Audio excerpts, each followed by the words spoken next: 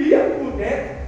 Se eu não estivesse ali buscando de Deus a graça para passar, só Deus sabe o tanto que eu iria padecer e sofrer. Tanto que eu tenho, ainda tenho escrito nos meus cadernos antigos, meus mandamentos.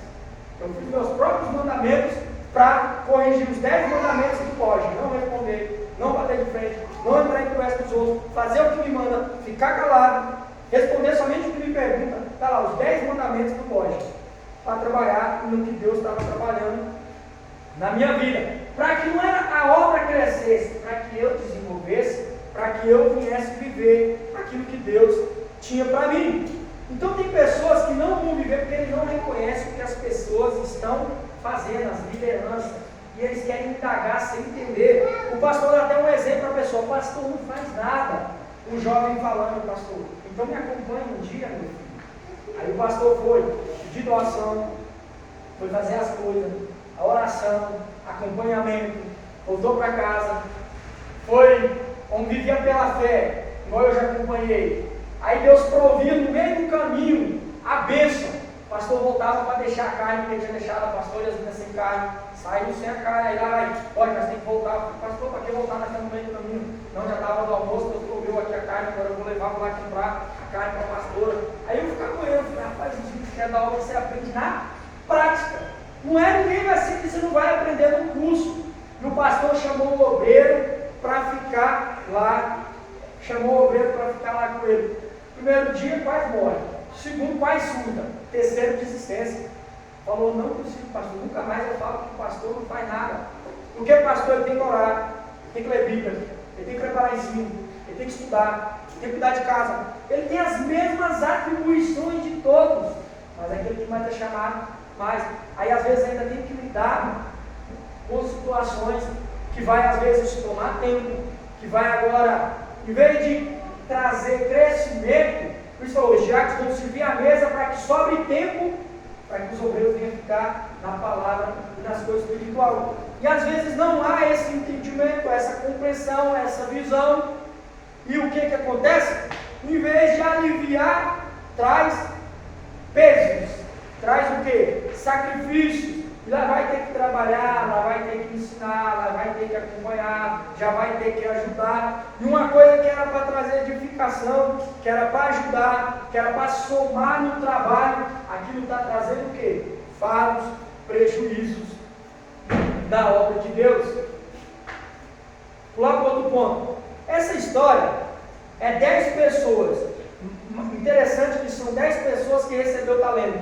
Onde uma das primeiras coisas que eu ministrou no meu entendimento disso, interessante que são 10 pessoas que recebem um talento. Mas olha, o texto só narra a história de 3. 10 pessoas em Lucas, 10 servos recebem uma mina. E a Bíblia, depois disso, no versículo 40, só conta a história de 3. Resumindo, 7 eu escrevi aqui. São esses 7 que eu coloco. O primeiro, eu vou trabalhar aqui. Eu vou trabalhar logo, vou começar pelos 7 que eu já estou dentro do meu alinhamento. Os 7 são, eu analisei: pastor de si mesmo, rebeldes, desobedientes. Por quê? Não prestaram conta, não deram satisfação, não falaram nada. Vai saber o que fizeram. Talvez um roubou, talvez um viveu do jeito que quis, fez do jeito que quis. A Bíblia fala de 3 que prestou conta. E Deus só dá valor aos que prestou conta. Os rebeldes, os desobedientes, os pastores de si mesmo, os que fez segundo a sua cabeça. O texto não dá mais ênfase. Por isso que eu pensei: porque ninguém prega sobre esses 7. Nunca vi ninguém pregando. Abre o texto, eu já vou pregar sobre os 7 que não prestaram conta com Deus. Inclusive eu estava até anotei lá dentro dos esboços, lá para começar a trabalhar num dos mais do sermão que eu vou trabalhar. Vou pregar sobre os 7 que não prestaram conta a Deus. Não deu ênfase. A Bíblia não deu ênfase a esses. Nem falou: esse aqui rebelou, esse aqui desobedeceu, esse aqui não quis prestar conta, esse aqui não fez nada. O que tentou fazer alguma coisa, ele falou. Então quer dizer que os outros 7 nem tentou.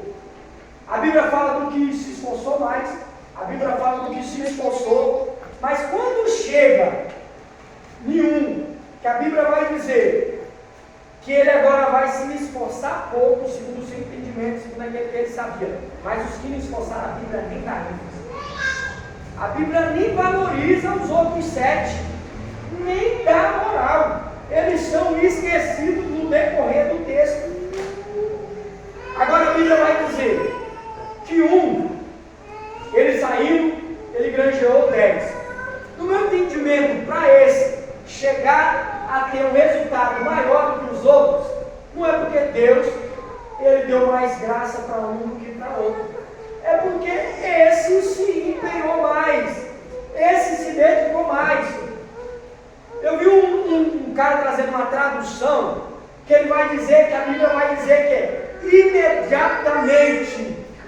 Então, o primeiro que conseguiu 10, quando Deus falou, fulano de tal, eu quero que você faça isso, a Bíblia fala, imediatamente fez, ou procurou fazê-lo. Ele não falou, quando eu resolver minha vida, igual Jesus falou lá, quando ele falou, deixa eu enterrar primeiro meu pai, deixa primeiro eu fazer isso, deixa primeiro eu resolver minhas pendências. A Bíblia diz que ele falou imediatamente. Ele era irresponsável? Não. Ele priorizava as coisas de Deus. Ele priorizou a obra de Deus. Então a recompensa para ele foi maior do que a dos outros, porque ele não se prendeu. Talvez ele tinha projetos, sonhos, ambições, família, tinha tudo isso, mas por que ele abriu mão?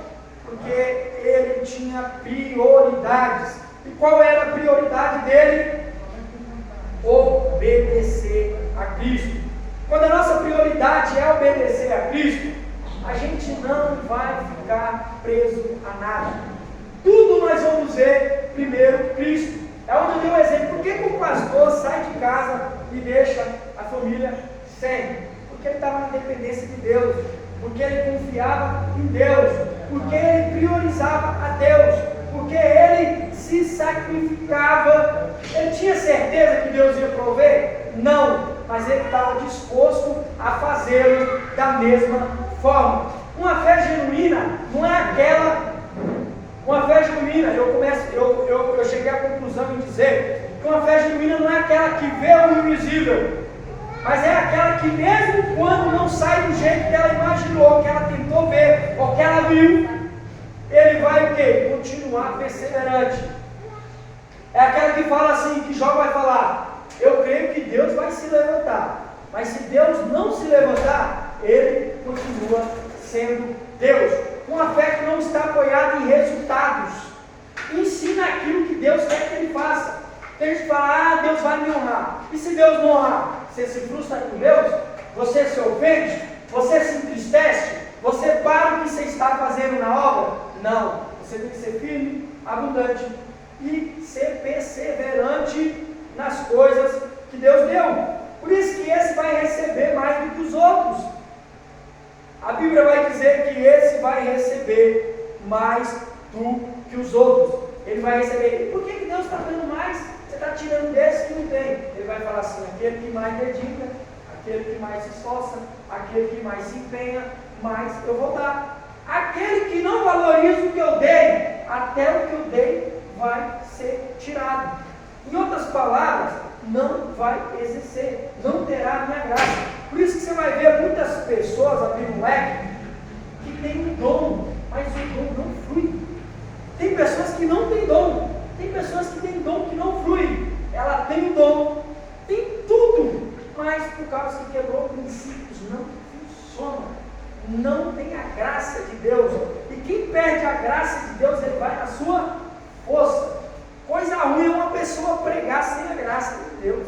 Coisa ruim é alguém profetizar sem a graça de Deus. Coisa ruim é uma pessoa ensinar sem a graça de Deus.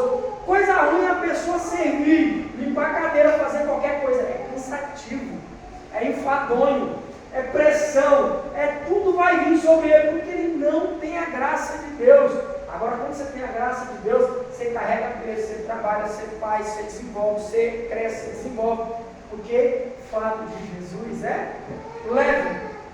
Mas tem gente pegando fardo que não foi Jesus. Pegou no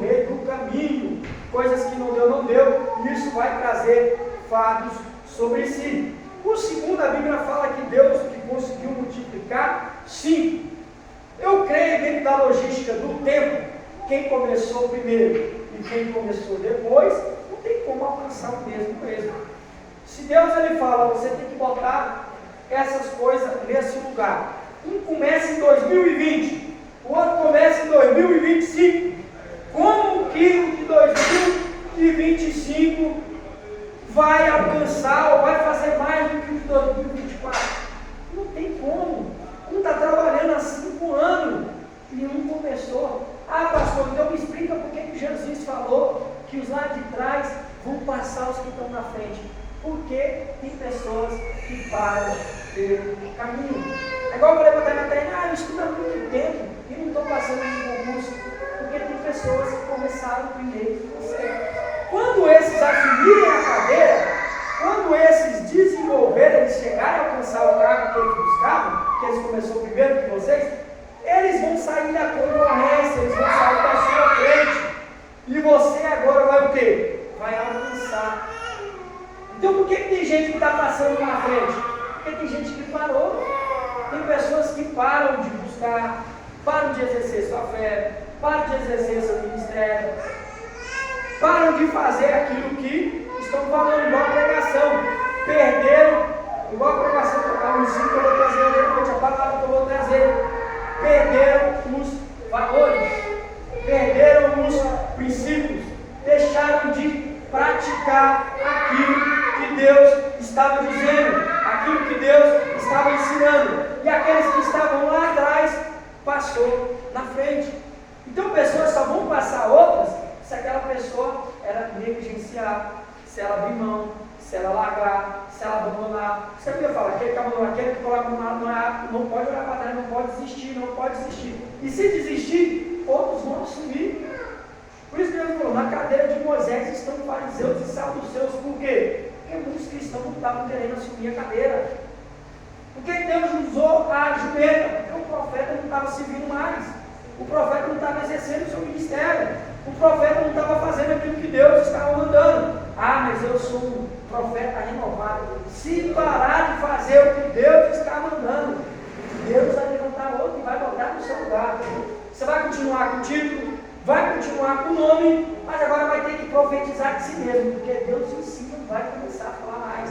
Aí é onde você vai ver agora muitas pessoas antigas, pregadores, profetas, mestres, trazendo heresias, profetizando o que Deus não profetizou, pregando coisas que não estão na Bíblia, porque não tem mais a graça de Deus. Deus não está mais com eles, e eles estão sozinhos, estão achando igual Sansão. Deus está sobre mim, mas Deus não está mais. Não é Deus que está falando pela sua boca, não é Deus mais que está iluminando os seus caminhos, não é mais Deus que está com ele, mas ele está sozinho. E aonde que agora ele vai ser envergonhado, vai padecer, vai sofrer, vai trazer escândalo e, consequentemente, trazer maldições para você e sua casa, ou para eles e sua casa. Então, a Bíblia vai narrar somente os 3, o outro aquele que enterrou. Esse enterrar aqui fala de não exercer o povo que Deus te deu. Se Deus te deu um dom igual Deus me deu um dom no começo, o primeiro dom meu, eu falo que o meu dom é de construir igreja. Eu só trabalhava em reforma de igreja, era reformando igreja, era arrumando igreja, era construindo igreja, era ajudando a reforma, era fazendo, fiz a reforma sozinho, e etc. Fiz música. Esse era o meu dom. Aí depois Deus vai acrescentando mais dons. Vai usando, Deus vai acrescentando mais dons. Mas o meu primeiro era um dom que muitos não iam querer ter um dom de serviço. Ah, mas estão só me aproveitando. Só estão, tinha gente que vinha, estão aproveitando de você. Estão fazendo isso com você. Eu falei, eu estou fazendo para Deus. Eu estou fazendo para Jesus. Eu estou exercendo para Deus o meu chamado e aquilo que Deus confiou na minha mão. Se para você é um trabalho desprezível, para mim é honroso. Se para você não tem valor, eu fico muito feliz que Deus confiou algo em minha mão. Se para você não valoriza, eu valorizo o que Deus entregou nas minhas mãos. Pode ser o que for. Se Deus confiou mim, é porque Ele viu valores em mim para executar aquilo que Ele me entregou. E nisso Deus acrescentou e tem acrescentado na minha vida. Então, nós vamos andar um pouco para frente.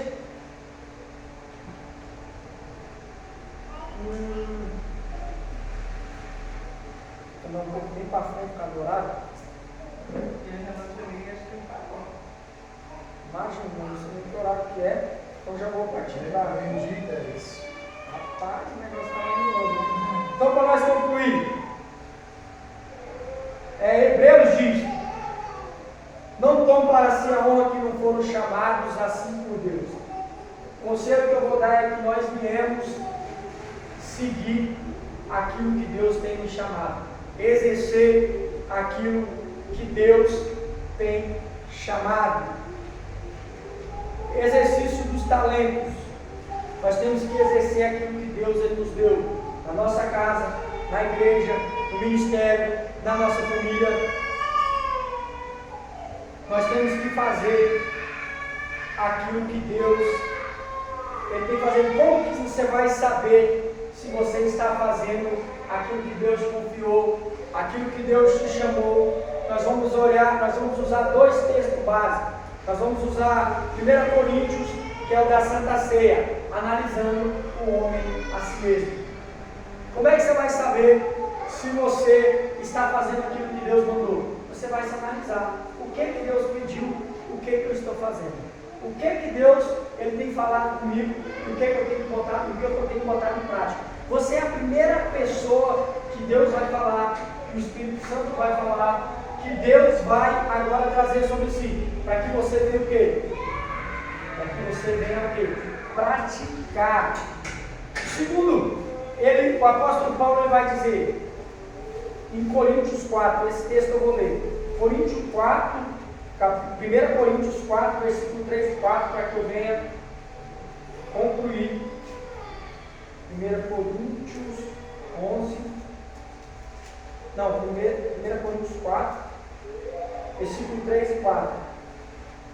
Mas se ainda em nosso evangelho está encoberto,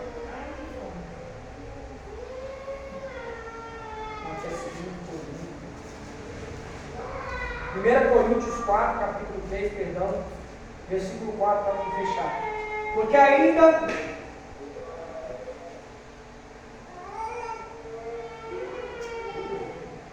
Porque em nada me sinto culpado. O apóstolo Paulo falando de si mesmo. Porque em nada me sinto culpado, mas nem por isso me considero justificado. Pois quem me julga é o Senhor. E no versículo 3 vai falar: todavia a mim muito pouco me dá de ser julgado por vós. Ele estava dizendo: vós não podem me julgar por juízo algum humano, nem tampouco a mim mesmo me julgo. Por quê? Ele tinha consciência tranquila que ele tinha feito o trabalho com excelência. Quando a gente dá o nosso melhor para Deus, quando a gente faz o nosso melhor, faz aquilo que é ensinado, aquilo que é instruído, aquilo que é mandado, o Espírito Santo ele não vai trazer uma inquietação. Nós não vamos ser chamados a atenção. Pessoas não vão nos julgar, não vão nos apontar. O ensino que trazer a palavra, aquela palavra ela não vai vir como nós como uma repreensão, mas ela vai vir de uma forma de elogio. Por que ela vai vir como elogio? Se eu falasse aqui, vós tem feito isso e vós não tem feito, você tem feito a parte que é boa, você vai falar, então Deus está me elogiando. Mas aquele que não está fazendo aquilo é uma repreensão, uma correção. É isso que o apóstolo Paulo ele vai dizer. Ele vai falar, a palavra ela vai vir como juízo para quem é desobediente à palavra, mas ela vai vir como bênção para aqueles que praticam. Então quando nós praticamos, ele vai dizer, eu não me julgo, mas mesmo assim eu não me considero justificado. Por quê? Porque ele era humano. Ele tinha certeza que ele fez o seu melhor, mas ele tinha mais certeza ainda que ele não fez o suficiente. Quando nós trabalhamos para Deus, eu trabalhei 24 horas, Deus deu a vida. Ah, mas eu trabalhei, eu fiz isso, eu lavei, fiz isso, eu limpei, eu Cristo, Deus está falando para você, não se considere justificado pelos homens, por Deus. Você fez pouco, a apóstolo Paulo está falando. Eu fiz pouco diante de Deus, eu não me acho justificado. Eu sofri, eu padeci, eu sofri açoite, tantas coisas por causa de Cristo, mas eu me considero uma pessoa que eu não sou justificado, não no meu trabalho, porque eu fiz pouco para Cristo, comparado àquilo que eu podia fazer. Eu podia ter feito mais. Nós temos que ter em mente que tudo que nós fizemos para Deus, nós temos que chegar à conclusão. Eu poderia ter me esforçado, como diz, eu poderia ter andado mais uma légua, eu poderia ter me esforçado um pouco mais, eu poderia ter cooperado um pouco mais, contribuído um pouco mais com a obra de Deus e com Cristo.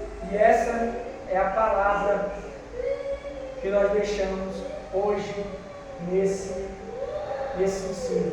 Nós vamos orar agradecendo, para que nós venhamos partir para as outras partes que assim está designado para esse dia. Senhor meu Deus, em nome de Jesus, nós te agradecemos por esse momento, Senhor meu Pai, que o Senhor nos deu para enriquecer, Senhor meu Pai, nas nossas vidas, com a palavra de Deus, a sã doutrina, Senhor meu Pai, que é poderosa, Senhor meu Pai, para nos instruir, nos ensinar, nos corrigir. Senhor meu Pai, que ela vem, Senhor meu Pai, trabalhar no nosso coração e nos edificar em Cristo, para que o vento, para que a chuva e para que o Senhor meu Pai, os rios, não venham, Senhor meu Pai, abalar nossas escrituras, mas que nós venhamos frutificar em nome de Jesus. Amém. Para terminar, em nome de Jesus. Obrigado pela palavra.